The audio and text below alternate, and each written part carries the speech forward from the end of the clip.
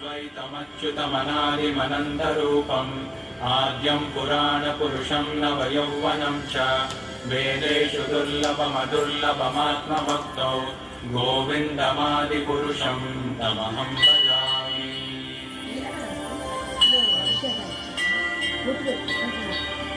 वायोरथापि मनसो मुनिपुङ्गवानां सोऽप्यस्ति यत्प्रपदसिन्यविचिन्य तत्त्वे गोविन्दमादिपुरुषं तमहं भजामयान्तरस्थं गोविन्दमादिपुरुषं तमहं भजामि।